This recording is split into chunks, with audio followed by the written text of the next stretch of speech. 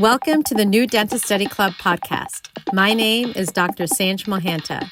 We're going to learn about clinical management, practice management, and the emotional management of dentistry. Let's learn how to be happier in dentistry. Let's go. Hey everyone, welcome to the pod. I have Oral Surgery Guy with us today, Dr. Sean Lim. Welcome. Hi. Thanks for having me on, San. You're welcome. So, Sean, I slid into your DMs a year or two ago when you were an oral surgery resident.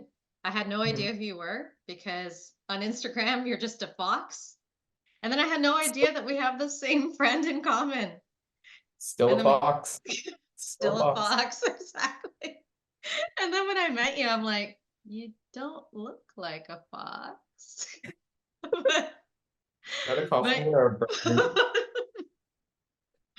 But you're No. so cool. So I thought I have to have you on the pod, Oh, well, especially thanks for because having me. you're not just a brand new dentist, you're a brand new oral surgeon. So we want to hear all about your story.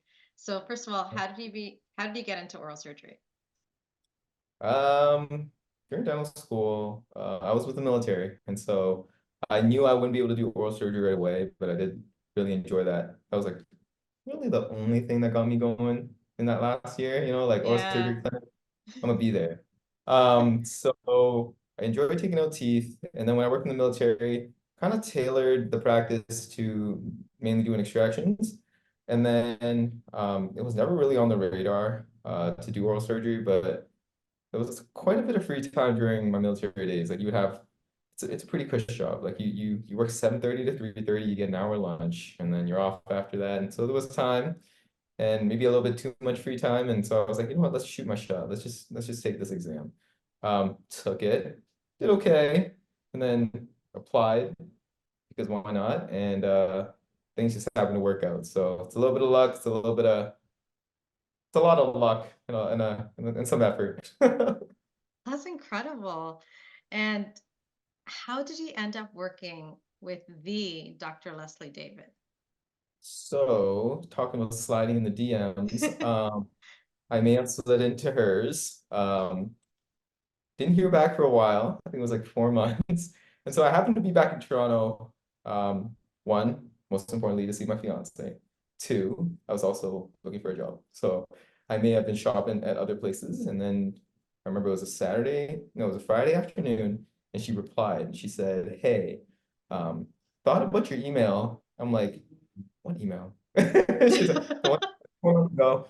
And would you like to come and meet me on a Saturday morning and I'll show you around? And so we met in her clinic and we sat in the waiting room and we just chatted. And after an hour chat, she was just like, you know what? I think we're very similar. I think we're very much the same person. So let's keep talking and let's keep in touch. And then things just came about and she gave me the job offer and I moved back and that's where we are now. So That's a, I see a pattern here. You just shoot, you just take the shot.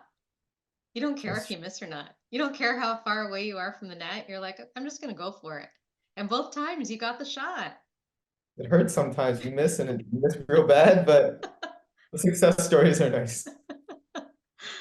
So, what's it like being a brand new oral surgeon? What's the toughest part? Toughest part. First of all, it's pretty cool.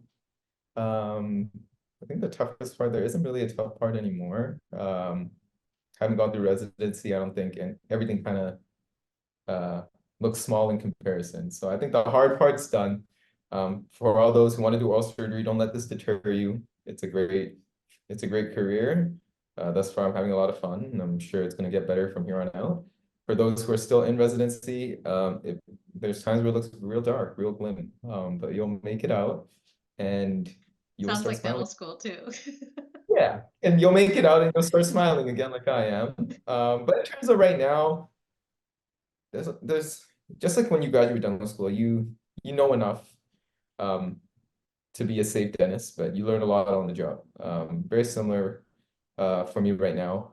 Fortunately, I work with the great Leslie David, so it's kind of like going to class every day. You learn something new, you learn to do things that you haven't really done before. Like you don't do that many pragmatics or any at all in residency, and she does it, one a week or sometimes two. Wow.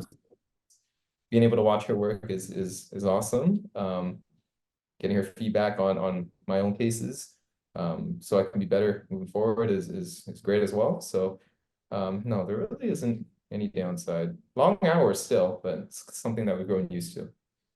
That's great that you found Leslie David, who's a mentor, and you're actually asking for feedback and she's giving it to you. So a lot of learning. And that's what everyone should be doing when they first graduate is find a place where you can grow, where you can develop, where the principal dentist wants to help you in that growth. And it's Now, hard.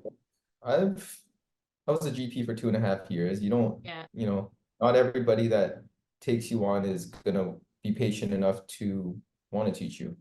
Um, Fortunately, she has, and I don't even have to ask. Like she'll just sit me down if we have free time and go, hey, let's go over some of the cases that you did last week. that's And it's great. all constructive criticism. Like I want you to be better, and so I'm gonna tell you because I've experienced this before, or I've made this mistake before, and I don't want you to make the mistakes that I made. Um, and yeah, it happens all the time. Whenever she has free time, she'll sit me down and just run over cases, which I'm thankful for, and hopefully something I can pay forward in the future. So, Sean, you're probably doing a lot of extractions that general dentists have had difficulty with, and they're referring to you. So, what kind of screw ups are general dentists doing, and how can you help us? Um, I think I think case selection is really important. I think heard Leslie say it a bunch. I'm starting to say it now. Pick cases that are. She likes to call them winners. I like to call them slam dunks. Like things that that the chances of you having a complication are next to none. Okay. Um, and maybe thinking ahead. Like you have a tooth that's fully erupted. It looks easy, it might not always be easy. So if it's enclosed or if things don't come out in one piece, like kind of think ahead of what am I gonna do? Like kind of run through those scenarios in your head beforehand before you jump in. Because we've all been there. Once you jump in and things don't go as planned, like you're like, oh shoot, like and then you start sweating and then you start shaking and then it all just kind of falls apart. But you know, uh broken root tips, root canal teeth are very common. You know, Tried it, didn't work, send it over case. Okay. Root canal teeth are very tricky. Even me and Leslie say it all the time. We'll look at a tooth and it'll be, root canal 25 years ago and like um somewhere in the middle of nowhere, with some random country. And they don't know what material was used and blah blah blah blah blah. And these teeth are super brittle and those are always tough. But yeah, I think the most important thing is to just pick the ones that are gonna go well. Um, but if things don't go the way that you plan, the oral surgeons are here to help out. That's good. So, Sean, how long should we spend trying to take out a tooth, like struggling with that, before we stop and say, like, look, we got to stop and refer? Like, I think every patient's a little different. Like if you have a patient who is more um willing to sit through a lot, then you have a bit more time. But we've all had that patient who is impatient and um doesn't tolerate a lot in the dental chair. And maybe with them it's better to pull the plug earlier than later. Um, in terms of doing the actual procedure, like one thing is if you're trying something, if you're trying to elevate something and it isn't working, think of something different. Maybe trough a little bit or section a little bit or do something else that will, don't keep trying the same move over and over and over again if it doesn't work the first couple of times. now, how about if you get a bleed? How long should you try to spend trying to stop that bleed before you realize, okay, I'm in trouble here? So over 95% of bleeds will stop with gauze pressure. So Yeah. if you run an unexpected bleed while you're raising your flap, or once you may have nicked one of the buccal arteries, or you're down there, you take out the tooth, and now you have pulsatile bleeding from the inferior alveolar, gauze pressure. You can soak your gauze in local anesthetic with epinephrine, or you can use thrombin, whatever you may have in your office, and holding pressure there, not for 1 or 2 minutes, hold it for 10 to 15 minutes, maybe the longest 10 or 15 minutes of your life, but you need to do it and make sure you hold the pressure. And then take it out. Most times things would have stopped. And then if that doesn't work, if you're comfortable, find the bleeder and try and either ligate it, cauterize it with electrocautery if you have it in your office. If not, there's silver nitrate sticks that work as well. But an important thing is if you're going to do any of those things, make sure you know where you're going. Like if you have a bleed from your socket, an 8 socket, and it's probably coming from the inferior alveolar if it's pulsing. So if you're gonna electrocauterize it or take a silver nitrate stick or do something, it's probably gonna bag the nerve too. So you want to make sure you know where everything is and be careful. And then once you kind of control the bleed, putting some sort of adjunct such as whether it be gel foam or Surgicel or anything like that will help as well. But in the event that you're unable to stop the bleed, pack it and send it over to someone that can help. So when you said gauze and pressure, are you sticking the gauze right in the socket, or are you just having them bite on the gauze? No, I use tissue pickups. I'm sorry, not tissue, but college pliers or whatever you have in your kit. Yes. Unfold the whole 4x4 gauze and grab the edge of it and hack it in there. Oh, And when okay. but you'll stuff most of it in there, and then you're gonna put the tip of the pliers right on top and hold pressure and hold down. You actually have to hold down for quite a bit. 10 to 15 minutes is pretty Wow. So you're heavy. holding down the gauze in the socket with your cotton pliers. Yeah. Wow.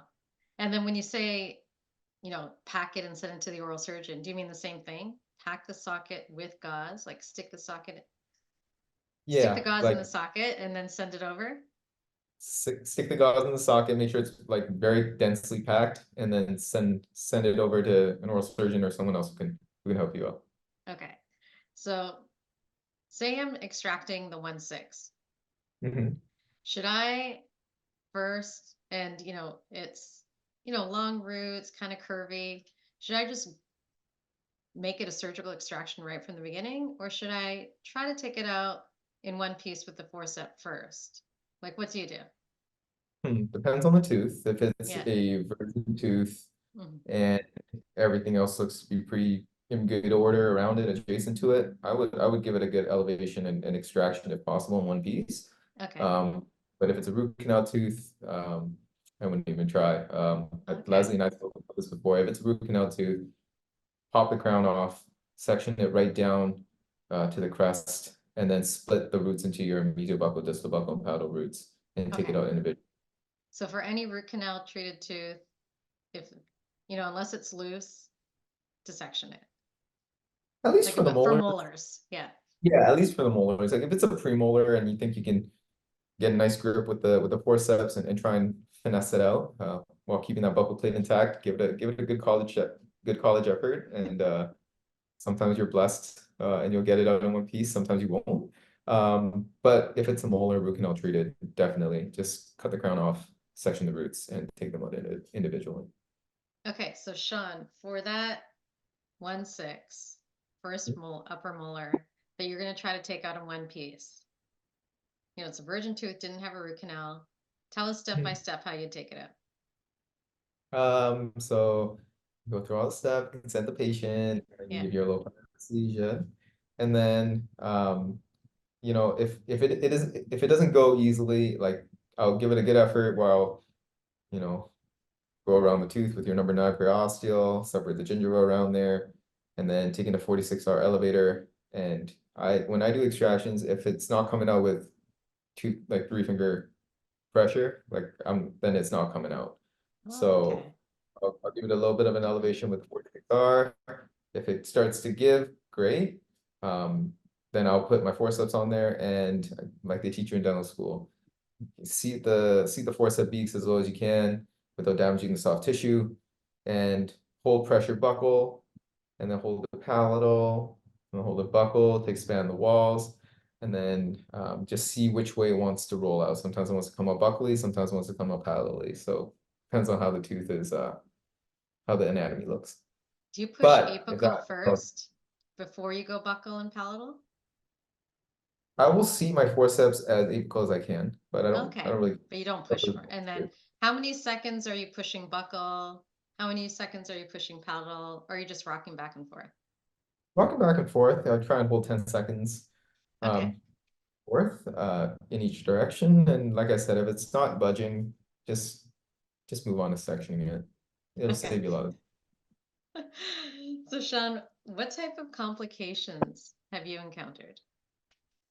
Uh, I've seen most things. Talking about bleeds, when you have your Okay, first bleed, I remember as an intern, had my first bleed. It was in, what was it? I think we were in the ED, and something had taken out a tooth on this guy, a 4/8, and there was a bleed, and he got sent to the ED. And I still remember it was like 11:30 at night, and you don't want to call your seniors, and you don't want to call your attendings, and so you're kind of left on a stranded island to do it yourself. So I've seen bleeds, and I've managed it the way that I just told you, gauze pressure first. If that doesn't work, try and find that artery and ligate it. Um, and then use surgical adjuncts like we talked about, Surgicel, Aventine, things like that to help with hemostasis. Other things I've seen, use, paresthesias, anesthesias, from cases, always get a CBCT before you do anything that's remotely close to the nerve, okay. just so you know how to approach it. And so there's that. What else have we seen? Teeth getting pushed up, upper molars, upper wisdom teeth getting pushed into the infratemporal fossa Oh, or into the maxillary sinus. I've had to fish like, residency. There was a couple cases in the clinic where teeth were either pushed into the fossa, infratemporal fossa, or the maxillary sinus. Sometimes they come out. You can, try and use your suction tip and try and drag it out of the sinus. Sometimes people use lavage and then use suction to try and pull it out. Some people will stuff a piece of gauze up into the sinus and try and hope that it hooks onto the tooth. And so when you pull it out, it comes out wow. with it. Worst case scenarios, you leave it for 6 weeks or so, and you let that fibrose into position, and then you can grab another CBCT to see where it is, and you can use, a spinal needle or some sort of needle to locate the tooth and kind of dissect along that needle till you find it. And what else have you seen? I've seen a case in residency where someone's jaw was broken from a wisdom tooth Oh, extraction. Not ideal. That's really it. I haven't really seen that much else aside from that. okay. So Sean, these are really stressful situations. Like you're taking out an upper eight and you lose it. What is Yeah. going through your head right now? Like how are you calming yourself so that you can take care of the patient? Um, you're definitely going, oh shit, in your head. Um, it depends too. Like if the patient's sedated, freak out a little bit. If the patient's awake and looking at you dead in the eye, better. Um, I mean, once you've had it happen once, or you've seen it before, not necessarily, you didn't necessarily do it, but you've seen it and you've experienced it. The subsequent times are not as scary, but that first time, if it happens to you, and don't get me wrong, like complications happen to everybody. Nobody's perfect. Yeah, We all make mistakes. But yeah, the first time for everything it's scary. Then you kind of sit down, take a deep breath, and you go, think of all those things that you studied for exams and for boards and stuff like yeah, that. And you kind of, it's all stepwise, and you kind of you take yourself through all those steps. that's good. But definitely, there's definitely a couple oh shits before that. And what I find helps is just to take my eye off the tooth and then to focus on the patient and say like, hey, is everything okay? You know, things are taking a little bit longer, but I got you. I'm going to take care of you. Do you need a break? And then all of a sudden, like all the tension in the room drops because the patient and the assistant can tell that things aren't going well. So Yeah. with that, like just take a breath.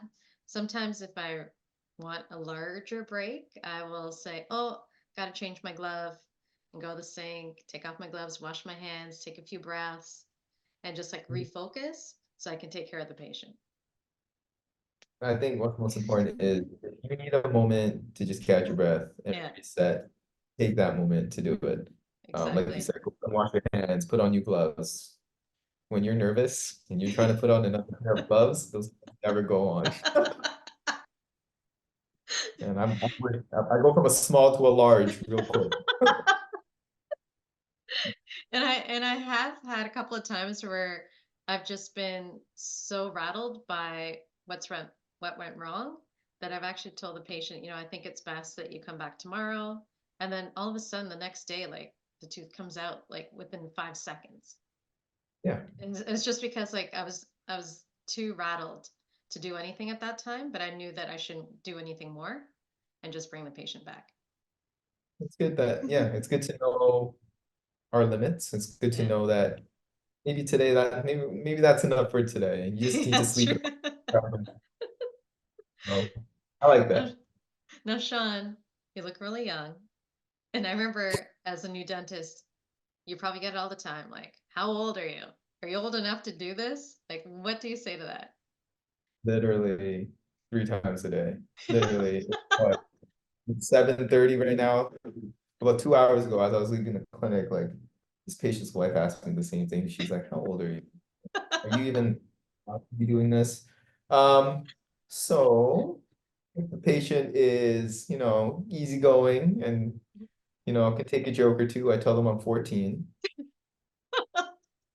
But if they're very serious and they're not the type to joke around, then you know, then I explain that, I went through all the training and did all the board exams, so I'm allowed to be here. So if you trust me, I will be glad to help you. Oh, that's good. And Sean, there's like probably so many stressful parts that you had during residency and even now as neurosurgeon. And then you want to release that stress when you get home. What are ways that you release stress?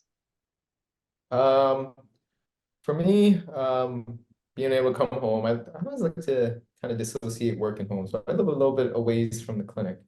So Oh, when I get home, um, being able to see the fiance and our little dog is always puts a smile on my face. And then we are big foodies, so we're always out and about in Toronto, trying new places.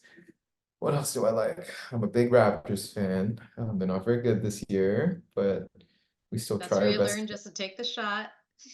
Yeah, take the shot. Speaking of which, our mutual friend Staz is bringing me out to a game on the 20th, so I'm Oh, excited for awesome. that. Yeah. And then what else? What else do I like to do? I got a PS5 this year. I didn't have one during residency, so I'll hop on Oh, and you're play treating yourself. NBA And you or got your little NHL. Snoopy on your bed behind you. That's so cute. Yeah, and then we'll go shopping every now and then. It's good stress relief. I still buy things. So, Sean, what advice do you have for a new dentist in extractions, in finding an associateship, managing the hardships of struggling as a new dentist? What advice do you have? If you're talking specifically with extractions, depends on where you train. Like we trained at like where I trained at UBC. I think we're very fortunate in that we didn't have an oral surgery program, and so the oral surgery department would consist of third and fourth years taking out teeth, and sometimes we got to take out impacted wisdom teeth. So I think we had a little bit of a head start from that standpoint. If you happen to go to a school where you don't get that much OS training, um, start with the simple cases like Leslie always says, pick your winners. Um, start with the easy ones that may be in the form of a class 3 mobility tooth. Start with those, learn the basics, then move on to things that are less mobile. And then Hmm. if wisdom teeth are really, really daunting, take courses, learn on mannequins. And then eventually you're going to have to take the leap. Eventually you're going to be put on the hot seat and you're just going to have to put all that knowledge that you have. You know what to do. We've all studied it since dental school. You know what to do. So you're going to have to take the leap and just go for it. And if complications occur, it's part of the process. And once you make that mistake once, you won't make it again, you Mm-hmm. know? So don't, I mean, we all do it. Like when I made a mistake, I beat myself up for it. But when you look back in hindsight, like we all make mistakes. Nobody's perfect. Even the best surgeon has made mistakes before. Even the best dentist has made mistakes before. So, what else can I say? You know, finding the right first job for you, it may not be the first one you land. And we talked about mentorship. Not I worked at a couple of GP offices when I was a GP outside Mm-hmm. of the military, and there was one specific owner that took me under her wing and really taught me a lot. And then there was other owners who they promised you, yeah, I'm going to teach you all this and be a great mentor to you, blah blah blah blah blah. And then when it came down to it, they didn't do what they said. So if the job doesn't seem right, or you don't feel like you're growing and learning, look for different opportunities. Yeah, that's great. Just like what you did. Yeah, I And mean, I'm fortunate that my first job as an OS so far has been with Leslie, so it's been good so far. and Sean, do you have any favorite like dental podcast or Instagram accounts or courses that you've taken that you'd recommend? Um, I, I'll pop into Teeth and Titanium every now and then. Good Yeah. old Canadian Yep. podcast. When I was studying for boards, OS Fight Club. It's a I don't know where in the US they are, but they do these little sound bites and podcasts related to oral surgery. It's more helpful for board exams. Okay. But if you're driving to work or driving somewhere far away, it's not a bad idea to have that on playing. I think it is subscription based, so you need to pay for that one. But Okay. when studying for board exams in the US, I did a great course in Nashville for the American board exam. I did it just a couple months ago. So if anybody's looking to challenge the American oral board exam, that's a good course to go to. And then oral surgery textbooks, Fonseca, Peterson's. If you're doing board prep, there's two books that are like Bibles to us. One is what we call the Green Book. It's the oral surgery board review book by Lim Learn. And then there's another blue book for your oral boards by Robert Reddy. So these are all great sources that you can dive into if you have time and want to learn a little bit more about oral surgery. And I learn a lot from your Instagram account at Oral Surgery Guy. So keep up the great work with the cases you're doing, but also posting the cases and teaching us as well. So thanks a lot, Sean, for your time and sharing your expertise. I know we're going to hear even more great things about you because you're just starting. You're going to be blowing up. So thanks, Sean. So, thank you for having me on the podcast. If anybody listening has any questions, you can always slide in my DMs now or or shoot me an email. It's all on the Instagram page. So if you guys have any questions, just feel free to reach out and I'll do whatever I can or the best I can to help you out. Thanks, Sean. Enjoy the upcoming Raptors game. Thank you. Thank you for listening to the New Dentist Study Club podcast. Listen to us on Spotify, watch us on YouTube, share and subscribe, and follow us on Instagram at New Dentist Study Club.